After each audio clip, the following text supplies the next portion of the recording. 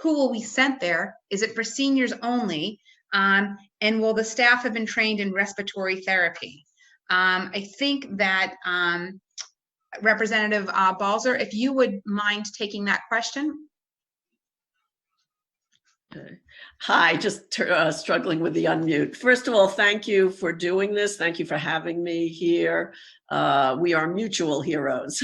You are one of mine as well. Let me just say to start that it's great that you are having this show focused on seniors. As you said, this virus can attack anyone, but clearly it is targeting aging adults, and especially aging adults with underlying health conditions. And so the question about nursing facilities is a big one.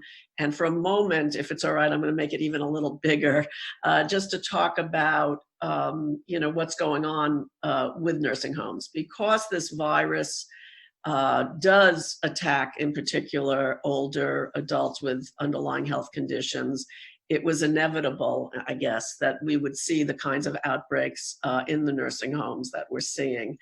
And I would be quick to say that I would say that was not, we should not assume that that's a failing of the leadership of those facilities. I want to take a moment, which I will get back to the specific question, but just to say that nursing homes are really crying out for help right now. There is not sufficient personal protective equipment available to the staffs or the residents. There was already a workforce crisis, a shortage in the workforce. That's made worse now because, people are sick and so they have to stay home. There are people, I understand, leaving because of a lack of personal protective equipment and needing to protect their own families and so forth. So we have this situation where they're not being given the resources that they really need. And then we get to your caller's question, which is on top of that, there have been these proposals to use space in the skilled nursing facilities for COVID-19 patients, step down from hospitals. And I have to say that's a controversial proposal. We should mention that there are a number of nursing homes that are vacant now, that were closed in the last year or two. Many of you may have read about that there are fewer people in nursing homes, and so we have vacant buildings. I think it's really a great idea to use those vacant nursing facilities, and the administration is going forward with that. And as to related to the question, my understanding from Secretary Sutters is that the state has partnered and is looking for partners, medical teams, trained medical staff to partner and to open these facilities for COVID-19 patients, not necessarily seniors, COVID-19. I think it's a more complicated proposal, the one about moving seniors who are residents of facilities to other facilities, in essence consolidating so that you could create an empty, vacant facility and to then have COVID-19 patients come. I myself have serious questions about it. There are a lot of advocates who have been educated about aging issues for many years longer than I, who really think it's not a good idea to do that. Not only is there the risk of infection by moving some people to the other facilities, but there's always a risk in transferring very frail elders from one location to another. And there's a high morbidity rate, not from the virus, but just from other medical conditions coming from the transfer. So in terms of the question, I don't question that the people who will be brought in will be trained medical professionals, but I think it's a problematic strategy, to be frank.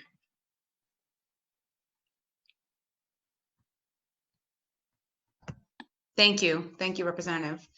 Another question that's just come in is, a question is for landlords who own buildings that house seniors within which an outbreak occurs. COVID-19 has been reported within a 300-unit complex. what additional measures should be added by owner and the management to protect residents in the few open community areas, such as the laundry rooms, the elevators, the trash rooms, and the main lobbies? Yeah, I have actually had these concerns myself and have been trying to connect with various, the housing authority to start with, as well as others. I'm happy to have, I don't know if anybody from the city wants to respond to that, or if we also have people from our statewide advocacy groups who have some information. Susan Pacheco. Thank you, Representative Decker. I'll just mention some efforts that being in communication with Cambridge Housing, with Mike Johnston and Kevin Braga and a couple of the other building managers. I know that many precautions have been taking place within the last 2 weeks, especially, where they are, increasing, their sanitation of all the common areas, ensuring that their residents really adhere to social distancing. I think that was one of the issues earlier on, because they were all living in a particular building. Often neighbors, walking by one another in the hallway, certainly, but making sure that they were getting the messages to residents saying social distancing needs to be adhered to, even in the hallways when you're stepping outside of your apartment, and making sure that when you're accessing the elevator, when you're accessing the laundry room to do the needed laundry, that you're also taking those steps to sanitize the surfaces that you're using, that you're touching. And then maintenance for housing has very carefully gone back, making sure that they are increasing. I can't even say double, they are just increasing their ongoing cleaning of all areas. And this has been the case for 2 weeks up to even a month ago, before we even closed down. They also were already making sure that any outsiders weren't allowed to come in, which was already difficult on the residents. They wanted to make sure that they started a semi-lockdown, so to speak, to make sure that, you weren't getting visitors, that you weren't having your full family over, that you were only having the needed individuals coming in. This, of course, and I'm sure Lisa can be able to speak a little bit more about this. This is difficult also for the home care personnel coming into service our most needed, residents that need personal care, need homemaking, need whatever services they need in the home. Making sure that vendors that are coming in are more clustered, that they have, home care workers, personal care workers, that they're coming in and doing several more apartments, several more clients, rather than just doing, Mary Smith in apartment 1, jumping from that building down the street. So they've been doing a lot of those precautions, and a lot more are going to have to be, tightened up as well. Thank you. Thank you, Susan. I know Carolyn Villers has something to add here too. Before I jump to Carolyn, can you tell me, I know in some other communities in Boston, they've been getting masks out to seniors in senior buildings. Have we been able to start any of that here in Cambridge?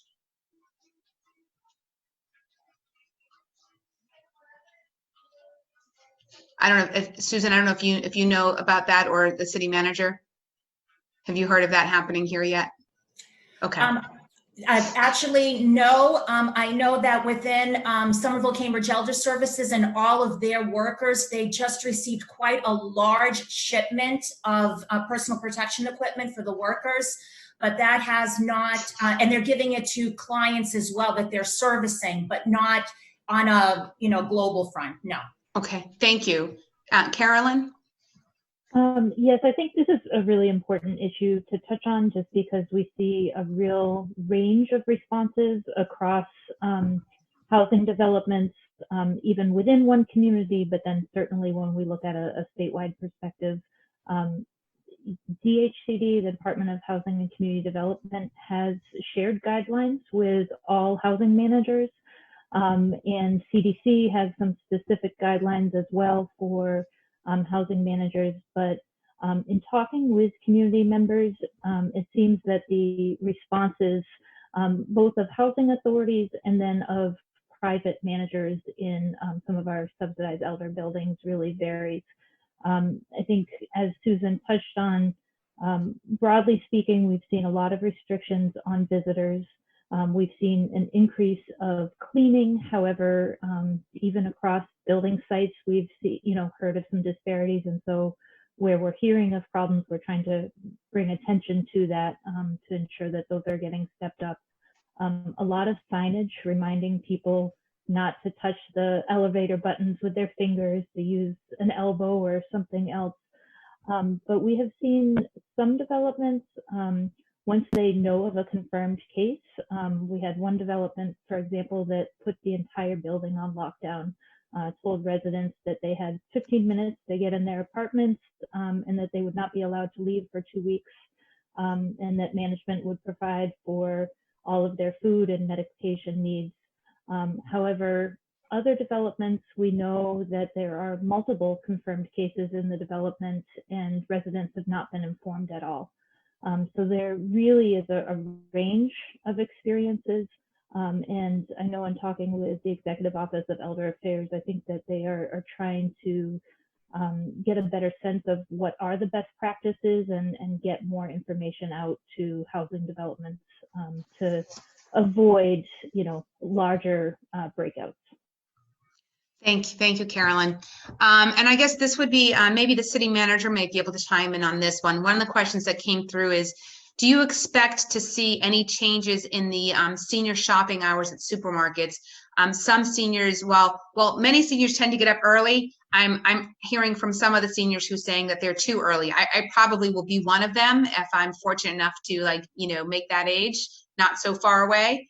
But there's wondering whether or not the city has had any conversations with the markets about maybe expanding those so that they're not all so early in the morning.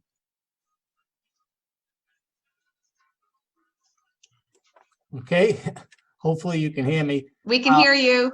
One thing about the extended hours that we took a look at was for the special hours and working with Claude Jacobs in the health department and Assad Say was to try to maybe have a wider window, because there is a concern that too many people come at the same time.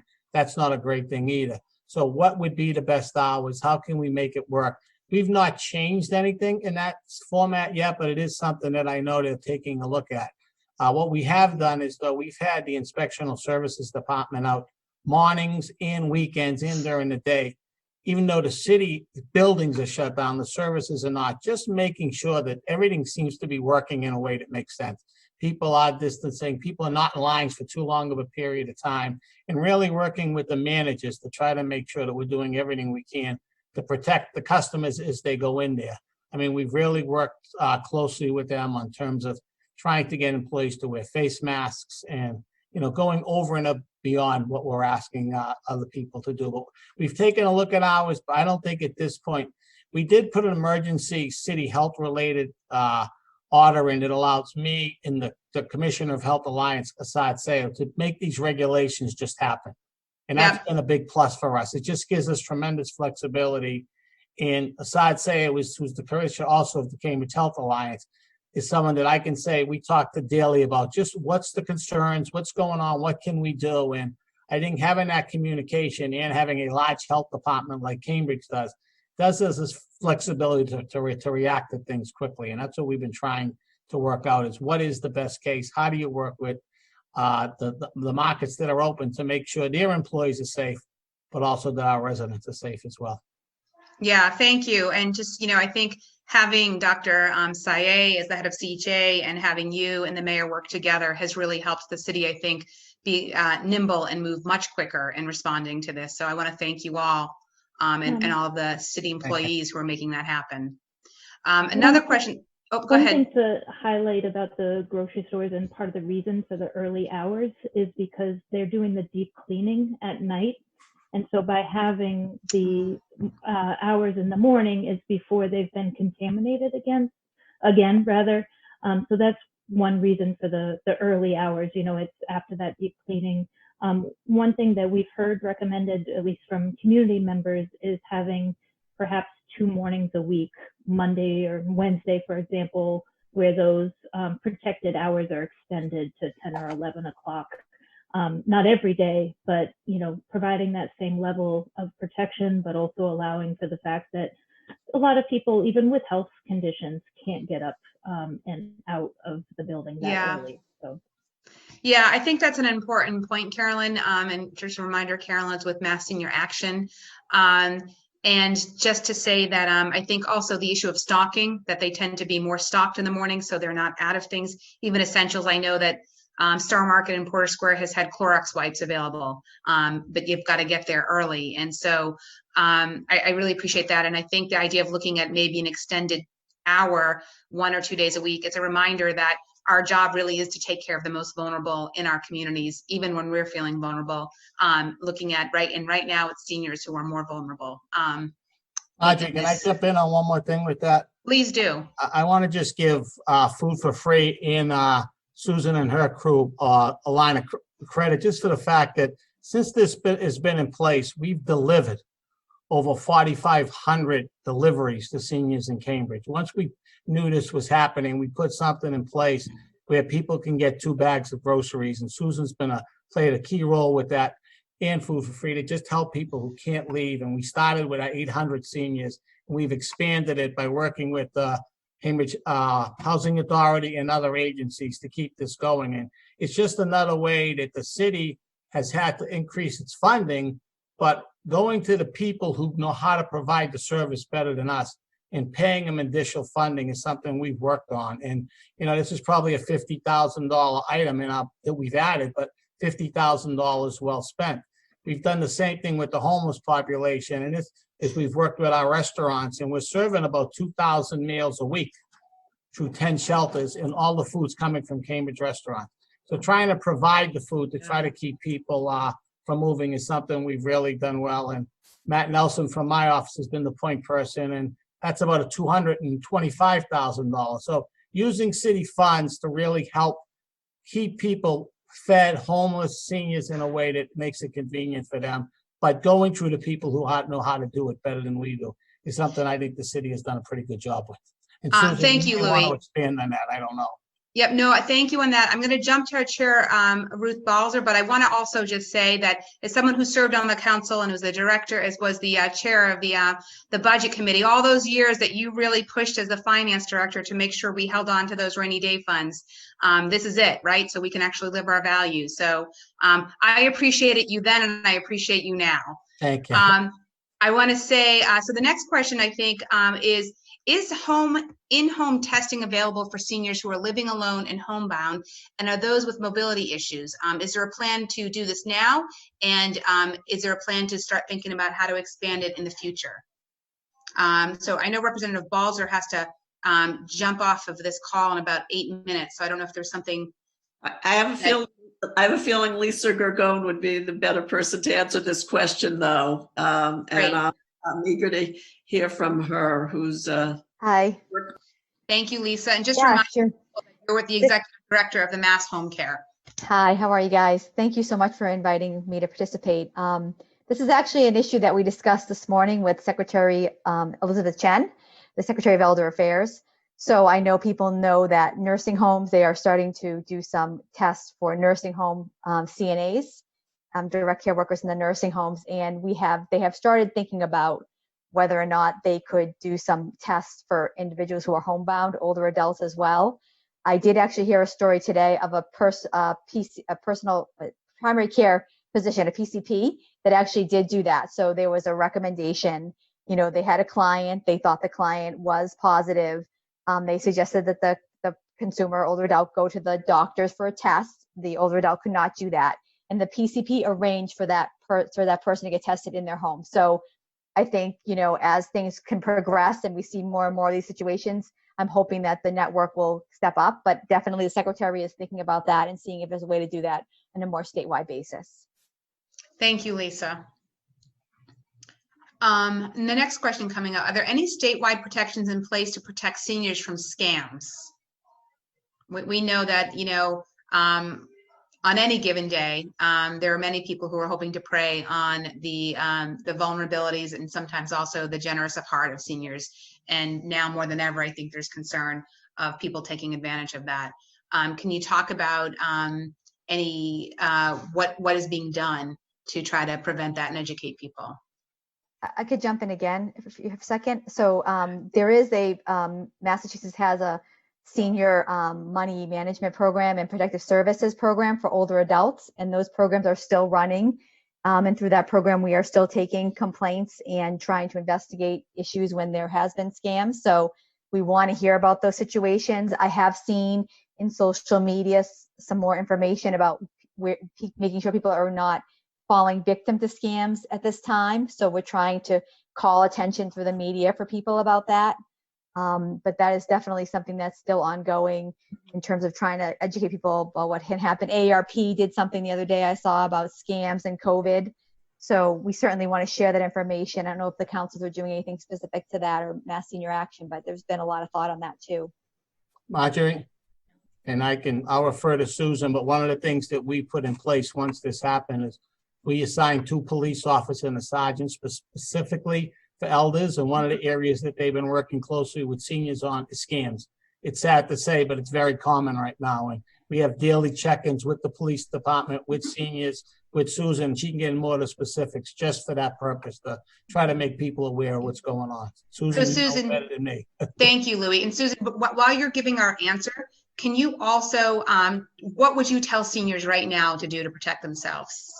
Okay, so this is something that we work on throughout the whole year, COVID-19 or not. We work on protecting seniors from scams all the time. So we are, what I would say automatically is if someone contacts you via phone, via email, however it may be, or even if someone, if you're stepping outside of your home and someone is coming up to you and saying, look, I can run an errand for you. You know, unfortunately, don't trust anyone coming up to you wanting to do that, first of all. You want to make sure that you don't disclose any information whatsoever. You never give personal information over the phone, via email, you know, to anyone that's not a trusted source. So that's the first and foremost. And if you question anything, just ask for their name and phone number. And I would say, call our main COA line, call our 617-349-6220 line and say, look, I got a call from this person and they're saying that they can give me, you know, $100 just because I'm a senior living in housing. Is this true? So I think that's the best thing to do is just don't give any information. Don't confirm any information as well. And we keep saying that there is no organization that will ever contact you. Social Security will never contact you via phone. The IRS will never contact you by phone. No one is going to contact you saying that the Cambridge Police Department is needing to come and get you for any reason. So please just be aware of that. I know that people are becoming more and more isolated during this crisis. But, you know, this is where we can come in and really be someone to be able to speak to our older adults, make sure that they have someone that they can run something by, that we can be a sounding board, that we can be a friendly ear, someone to be able to offer some support. Thank you. Thank you, Susan. And I know that Representative Balzer is going to have to jump off in a minute, but one of the other questions that just popped up is what resources are available to seniors who may be experiencing distress to COVID-19? This not only speaks to your role as chair, but my colleague is also a mental health professional. So. Thank you. And I know the others on the panel will expand on this. You know, there's a range. The way I'm thinking about this is that seniors, even under the best of circumstances, you know, live with certain challenges, often a certain amount of isolation, concerns about health.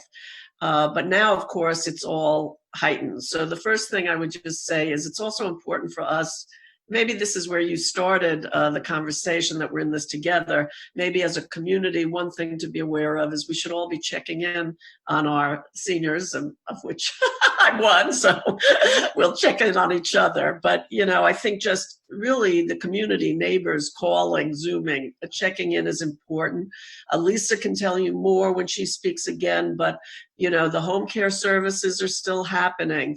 The councils on aging are still working remotely, maybe not gathering socially, but they're there if a senior needs them to reach out to the ASAPs, to the councils on aging.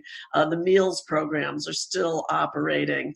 And in fact, if people want to volunteer for those programs, they should still reach out and contact the ASAPs.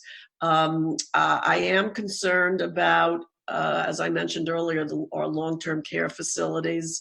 This week, I filed legislation to make sure that all not only nursing homes, but assisted livings and senior housing, all report daily to the Department of Public Health or their local Board of Health any positive cases and any, God forbid, but we know there are mortalities. The Department of Public Health in this bill will be required to report weekly to the legislature because we have to stay on top of this.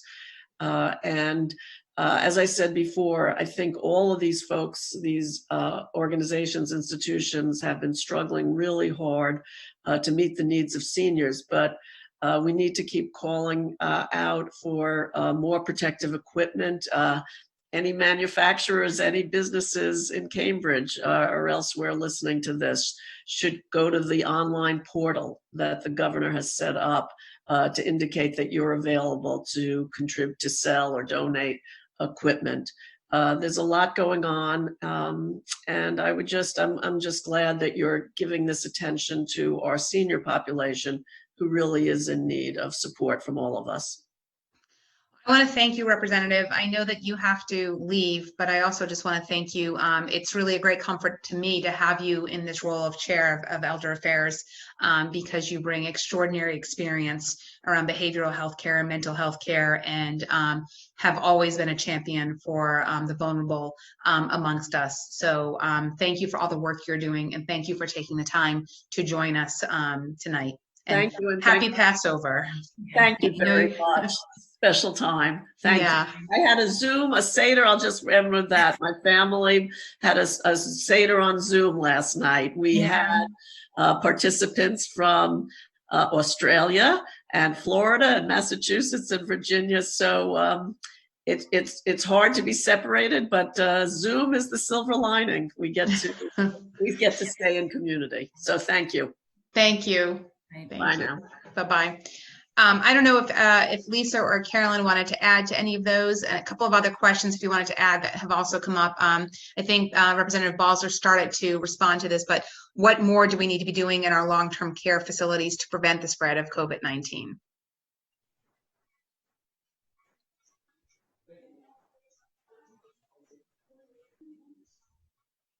So this is Lisa. I'll speak briefly to that. I think that the facilities, as the representative alluded to, I think the need for PPE is really very important for them right now. I think that they're really doing what they can to keep the spread, minimize the spread, keep it in check, but it's just very troubling. Even in home care, we have similar issues. You know, we understand that there's a shortage throughout the healthcare system. So that's, I think, the primary challenge. And then also workforce, obviously, in both the home care and the nursing home sector. Prior to COVID, we had a crisis of workforce, and certainly, you know, we have one today as well. And as people get sick and their children are home from schools, it's kind of shortages there too. So that's a constant thing. But I will say, I do think the administration has taken some steps with the legislature to support the workforce. You know, there was some money passed in terms of some Medicaid rates for nursing homes. So I think people are trying to do what they can in really a difficult situation. So we thank you for the support.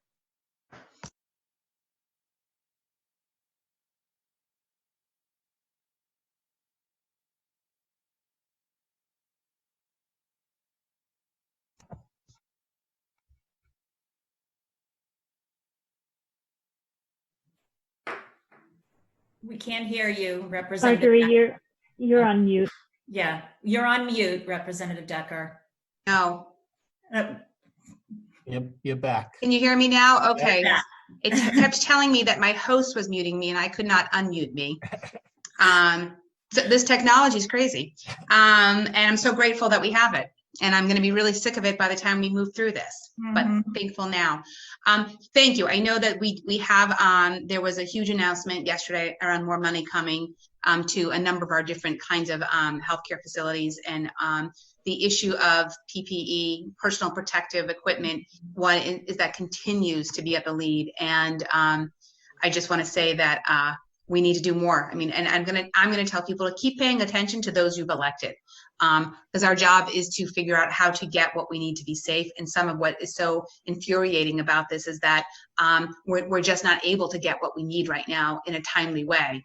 I will say Cambridge is doing a good job, as Massachusetts is doing a good job, but when you have to compete against the federal government, who then takes your shipment away from you, which has happened to us a few times. So it's important that we are paying attention to who our elected officials are and what they're doing, even now. Okay, I'm looking here at additional questions. Could I just add one thing more, just to the city manager's response as far as our police force is concerned? I mean, they have just been incredible with the 2 officers, and not just those 2 officers, but more, where they are making sure they're doing outreach, making sure they're going to buildings, making sure they're talking to folks about how to alert people to scams in the community. We're using our community partners to be able to get the word out. So not only through our webpage and our social media presence, but also through, I do a twice a week broadcast message where I speak about scams. And then we use our service providers, you know, our home cares, our other vendors that are going into the community, making sure that when they're seeing and interacting with their clients, that they're notifying people that unfortunately these scams are out there and they need to be aware, and to always be able to call the police line or to call us or whatever, just to run anything by. So just making sure that people know that. Thank you. Can I just give a plug to seniors right now, because it's important. I mean, we have on our website a senior page. We actually have 2 dedicated pages for seniors, and we've tried to reach out, and we're going to actually do about a 13,000 piece mailing next week, again, to reach out with seniors. But seniors that are watching us now, you can, if you don't want to use a computer and go on a COVID-19, call. You can call my number at 4300, and we'll get you linked up to the webpage, get your information whichever way you need it. Or you can call the 617-349-4300. Or you can call the elderly department. But we want to reach out. We're providing a lot of information. We're literally updating our webpage 2 to 3 times a day. But we need to extend the people that are receiving that. So anyone who's watching now who needs a Cambridge update, please reach out, because we want to get this to as many people as possible. And I think with this 13,000 piece mailing, it's just another way. You know, when it comes to seniors, getting a letter, I think will be something that they can reach out and see. So that's in process, and that'll be out next week. And Thank you. something light to share, because we do all this work with scam prevention. When my staff and I are reaching out to folks, they're more likely not to answer the phone because it might come up as an unknown call or maybe perhaps scam. And then they'll call back and say, was this really you? And so they are being alert. So they are, you know, being careful. Great, thank you.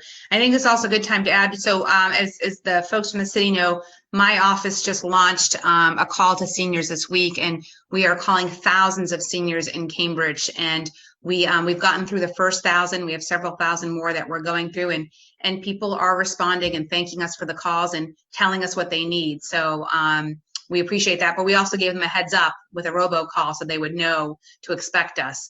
Another question that's come up, people, in particular seniors who use the ride or Uber to make medical appointments, we know that as many medical appointments that can be pushed off have been pushed off.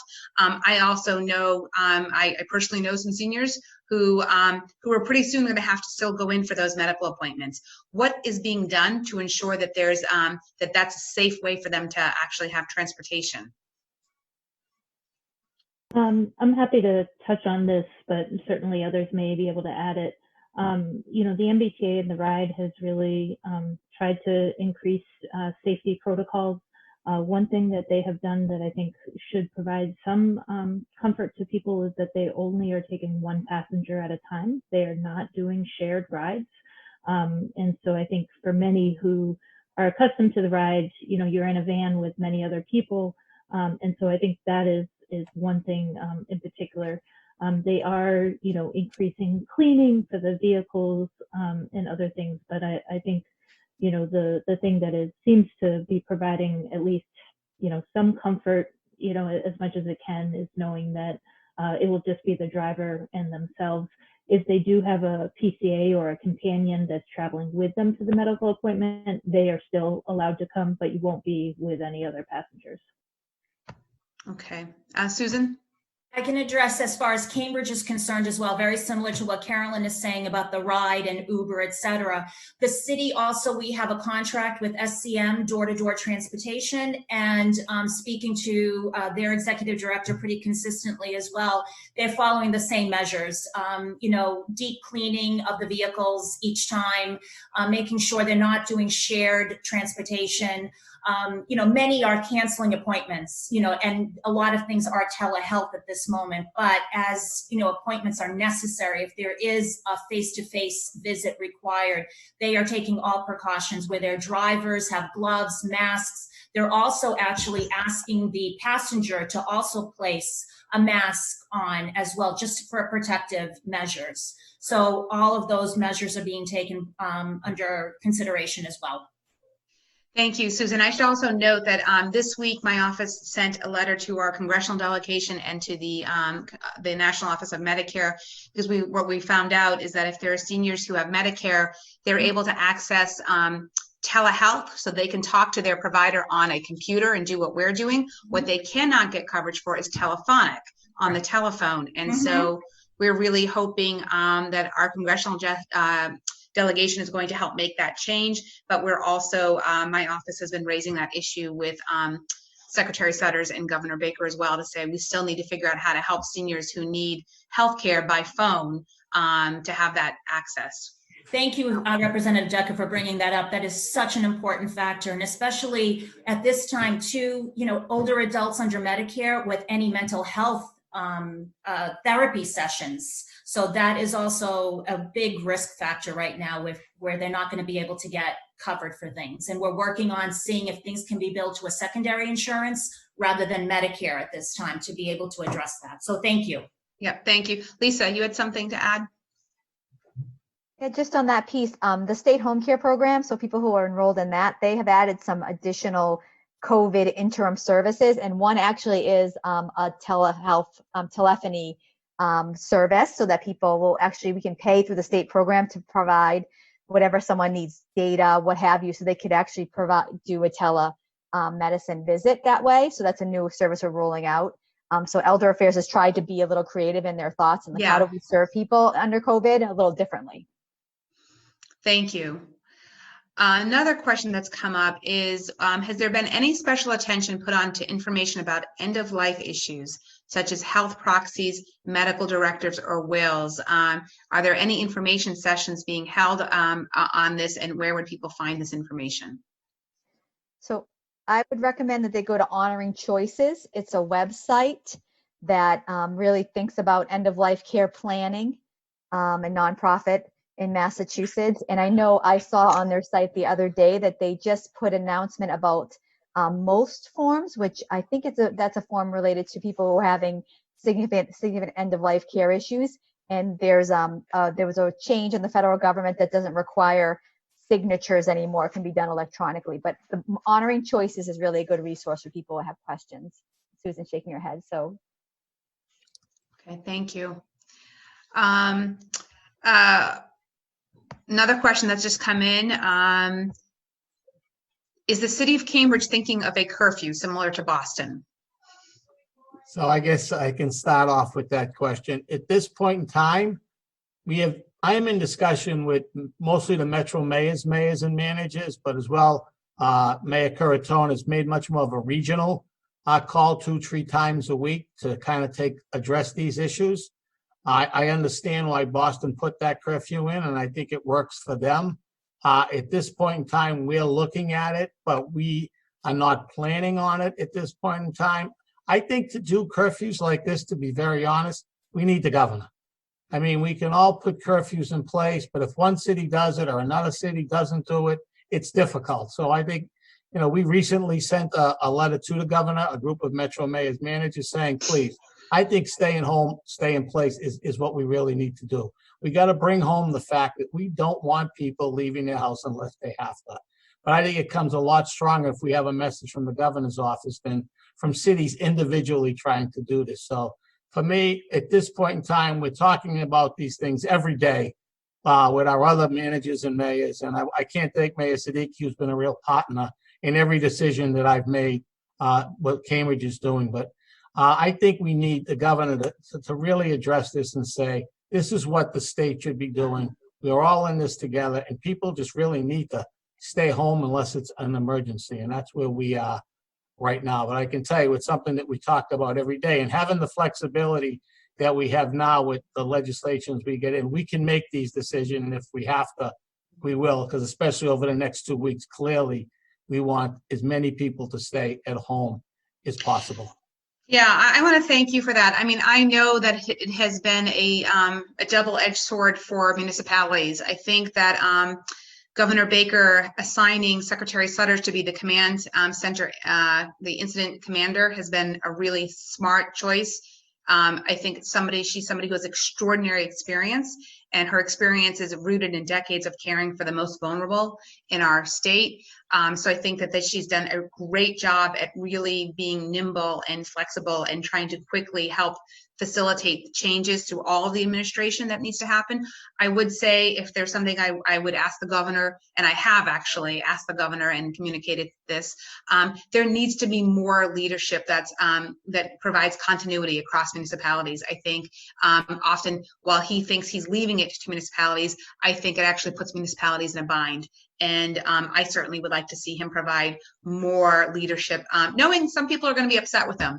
I'm okay with that. I think that we cannot be too cautious right now, and the messaging has to be very clear. Today, I watched a press conference with him, and he was much stronger and I think bolder with saying, look, this is not safe. People need to stop, congregating. People need to stop coming together. But the messaging of what it means for people to, if you're walking in the street, and I've talked to seniors, so I was doing senior calls myself, and I'll just tell you, I still think the messaging of what shelter in place as an advisory means is still, people are trying to still digest that. We were calling it social distancing, which really we should have started with physical distancing. And I know seniors have experienced, and I've seen this with our family walking on a sidewalk, and it's not that people won't move, it's that some people don't even pause to give people a chance to move out of the way.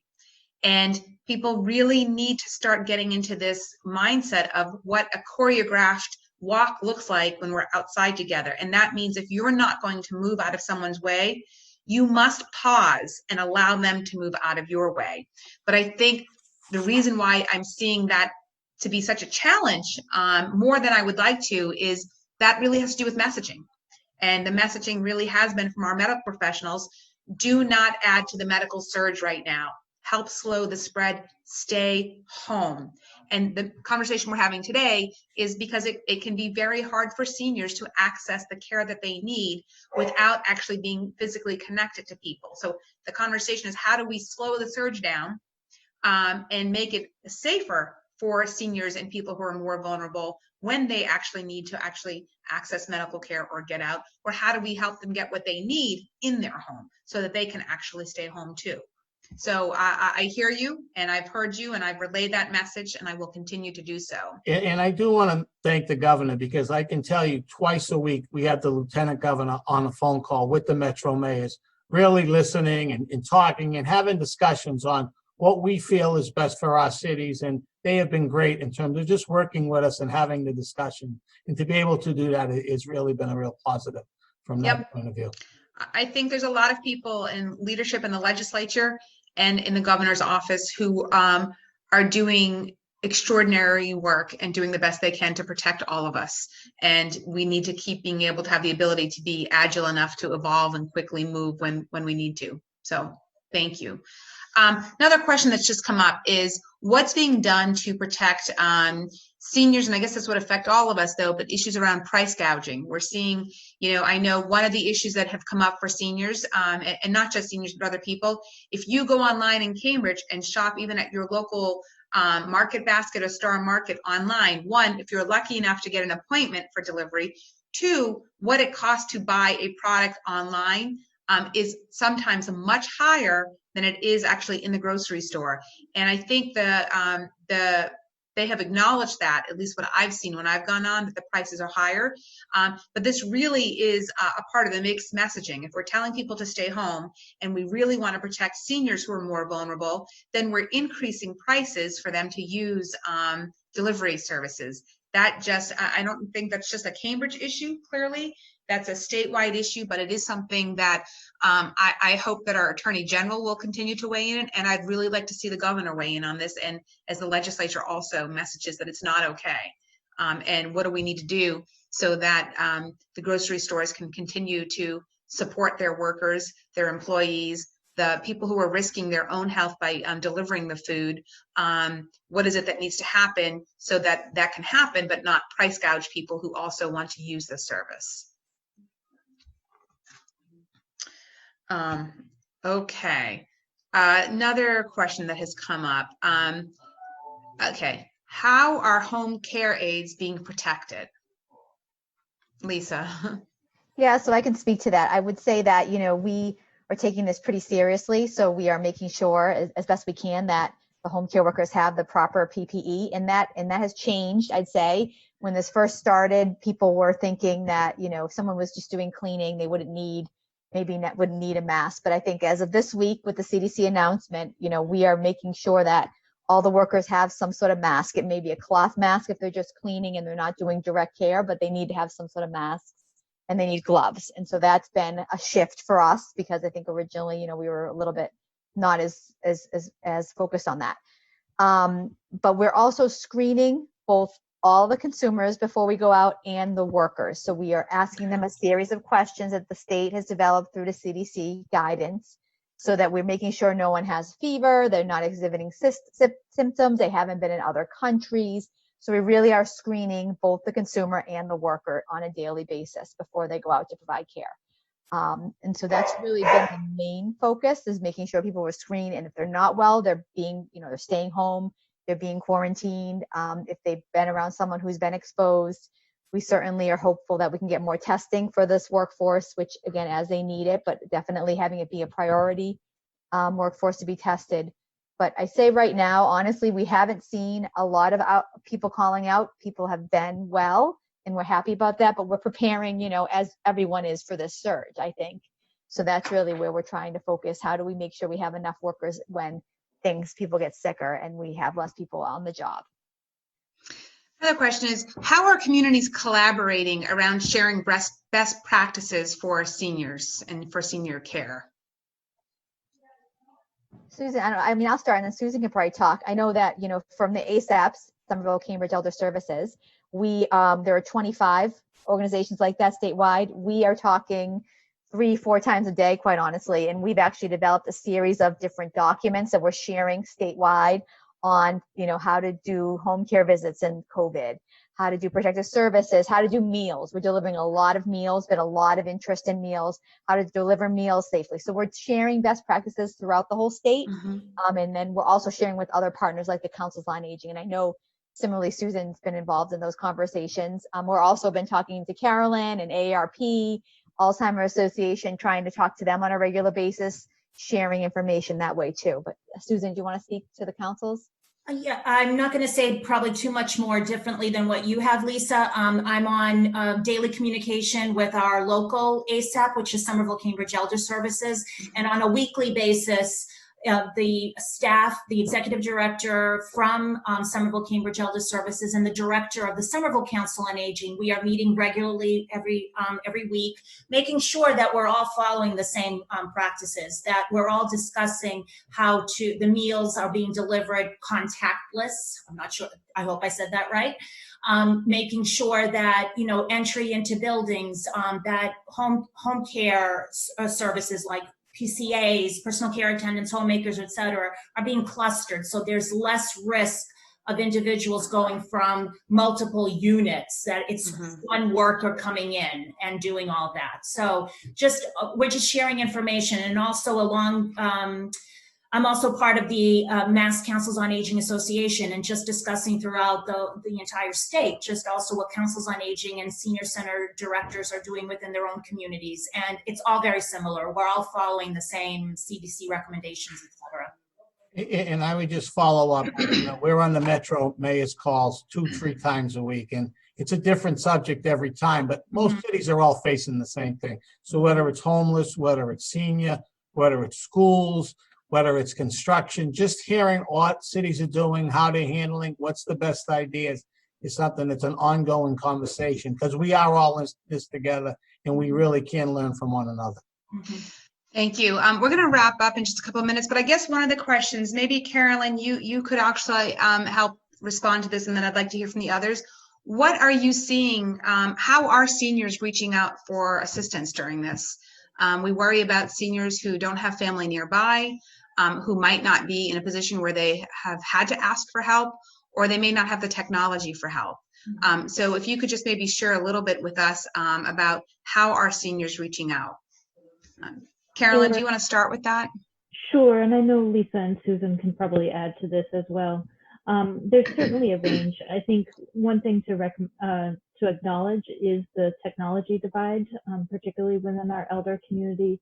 While certainly there are many seniors who have smartphones and computers, there are many more that do not. And so really, I think the person to person and Representative Decker, my hat's off to you, for making those individual calls, because, the robocalls and the text messages are helpful, but, that person-to-person contact, I think, is really critical, because that gets to the next level of need. A lot of people, may not reach out for help, but if somebody calls to check in and through that conversation, you might be able to identify an unmet need and connect them with resources. So I think that's really critical. And I think, certainly I touched on earlier, having a little bit more consistency across housing developments, so that, I know in some buildings, managers are doing weekly wellness checks, but that's not happening in all buildings. And those wellness checks on food and medication supplies. But again, that's not happening. And then, again, to think about seniors who are not in senior housing, often are more at risk, because if they don't have family in the area checking in on them, it can be very isolating. And many of them may not typically need help, and before this crisis maybe didn't reach out for help, and so they're not as connected into those networks. So really encouraging people to reach out person to person, I think is So just to mention that we also have started a phone assurance program last week at the Council on Aging. We started with known individuals that we knew would benefit from some sort of ongoing contact from our COA staff, and we're able to build that, and we've been increasing it day by day, where we are now getting referrals not only from seniors that we know. They are calling in saying, hey, I really would like my neighbor Mary to be on your phone list, because I know she doesn't get out. I know she doesn't have contact. So we do that outreach, and we're doing that. And that list is increasing because we're getting the referrals from the providers, from the police, from our other service providers that we collaborate with. And that is really an ongoing one-on-one conversation with the senior. And then, identifying what works best for them. What do they want? Setting up more of a regular schedule for that phone conversation. And then, as the city manager stated, our buildings may be closed, but our services are still totally there. We are open for business. So our Council on Aging, we still are counseling folks. We are still doing case management to the clients that we were always doing social services for. We're doing benefits counseling. People are still retiring. People still need to apply for Social Security. People need to apply for Medicare, look for all the insurance and Medigap programs that they need to get into.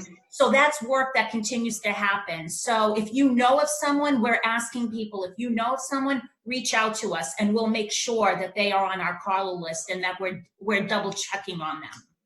Thank you. Lisa, did you have something to add? I guess I want to, similar to what the other lady said, I agree. We're doing a lot of calls too. I would just say the one thing we've seen a lot of increase in interest is meals. Similar to what Louis was saying, a lot more meals. We've seen growth in that program through COVID, which, is very exciting, I think, but it's also, it shows a need. So people who maybe didn't get meals before aren't feeling safe to go out, so they're taking a meal. So we want to encourage people to continue to reach out for meals to the Council on Aging, to Somerville Elder Services. We have a lot of support in that program, and we're happy to do that. And I just wanted to give our departments a plug, because Susan can't do it all. And the way Cambridge works is having the police department play a role in this, having the health department play a role. It's really let us extend our outreach and really get to more people. And that's what Cambridge does well. But then you take it to the next step. Cambridge can't do it alone either. And having elected officials like Marjorie at the state really coming through, working with our nonprofits. This is really a situation where everybody's got to come together to help everybody, because there's no one agency, there's no one city, there's no one group that can do this by themselves. And I think that's what's really happening, is it really is bringing people closer together to work to address these needs. Yeah, I thank you. And I think that, one of the strange elements or consequences of this virus for all of us is I'm always so grateful that I live in a community where I feel like people have made choices for many decades that really about supporting and uplifting people. I like to think I'm an example of that, right? To have lived in public housing and to have graduated from public high school and to now be where I am. It's because people made a lot of choices about providing important resources without any judgment to my family. I think moving forward, this place that we're together is that we need to actually take care of one another, because if everyone is not cared for, we are all at risk of getting sick, and our survival literally depends on our ability to take care of one another. And so I want to say thank you to all of you who are doing this work, to my municipal leaders. Thank you for all of the work that you're doing. Your commitment and your experience is certainly being called on and really showing itself in our city. I want to thank Lisa and Carolyn for your work locally, but also your statewide advocacy. My heart often thinks quite often about people who don't live in communities like Cambridge that have the resources and the experience to quickly adapt. And I think that it's been hard for us at times. So what does it look like for communities outside of Cambridge and who are in, southern and rural and middle of Massachusetts? So I thank you guys for doing that. And I continue to be here to support that work along with my colleagues in the legislature. And just to say that I think the next chapter, as I know you all know, I was talking to one senior who I love very dearly, who's probably watching this. And, the comment was, I can't wait till May 4th. And I had to break the news that, May 4th does not mean we all go back into the streets. And I think that can be really hard to understand because no one's actually being really clear about that. Maybe if you're watching some of the news, which I actually try not to, I find it to be far more anxiety provoking than it needs to be. I know what's happening right now, so the news doesn't ground me. So I do things that actually ground me. One of the questions is, what am I doing to balance self-care? And I don't watch a lot of news. And I've been trying to drink a lot of water and letting my kids have a little bit extra time on screen that I would normally not let them. But this isn't over on May 4th. And it's not going to be over on July 4th. And so part of the challenge here is that reminding all of us that we have to be patient. This virus is not on our timeline. We are on this virus's timeline, and people are quickly doing everything they can in Massachusetts and beyond to quickly say, how do we adapt to this? And how do we make sure people are safe? What does being safe look like? And that's going to keep changing as more people have the virus and heal from the virus, and we have more testing available, and we have more personal protective equipment. Right now, we don't have all of what we need, and that's for another conversation and a complete adept failure at our federal government. But we are such a innovative state, and I think an innovative country. And so people are actually trying to quickly figure out how to collaborate around the country with or without the support of the federal government, right? We get a little bit of it, but we're going to do it without them too. And so I think that's happening, but this is not over. And for people who are more vulnerable to not surviving this virus, we're going to have to continue to evolve about what does it look like to support seniors and people who have more immune compromised systems. And it's not to say that any of us here are immune. We may or may not be just as sick, and we may or may not survive this. But what we do know is that if you're a senior and you have certain health conditions, your chances of surviving are a lot thinner. And so how do we start reimagining what life looks like as we eventually move to not the end, because there's not going to be a clear end anytime soon, but to the other side of this. And May 4th is not going to be the end. And so I just say to all the seniors who are watching this, you are loved, you are cared for. There's a lot of people on this panel, and there's incredible people in the administration and in the legislature who really are working really hard to make sure that you are protected, that you are cared for, and to be thinking about how do we support you as we move through the evolution of this virus. Because it's not going to be over in a couple of weeks. It's not going to be over in a couple of months. There will be an end, and there will be different ways that we get to live our life as we're hoping to eliminate this virus. But it's going to really count on all of us being patient, and it's going to count on seniors to reach out when you can and be able to be okay with needing help. I don't know any of us who doesn't need help right now. I don't know any of us that are actually really just okay. And that in some ways kind of releases us to be more honest about not being okay. I'm not okay. This is stressful. But I am okay knowing that I'm part of a community locally and statewide that's in this together. And that's actually what does actually keep me grounded. And so to the seniors out there, there's a reason why I've been, I'm going to move this little box. I've been holding this up, hoping that you see my mug. There's not just someone in Cambridge. There's a lot of people in Cambridge and throughout the state who love you. And please reach out to my office if you have any questions. We are making thousands of phone calls to seniors throughout Cambridge with the help of hundreds of volunteers, and we're going to continue that. And we're going to continue coordinating with the city, coordinating with our state agencies to get you the care that you need. But to all of the panelists here, I just say thank you from the bottom of my heart. You have proven yourself as leaders before this moment, and your leadership is shining at this moment, and we need you. So also I ask each of you to be as safe as you can, be as well as you can be, and to people who are watching, we will be back next Wednesday at 4 p.m.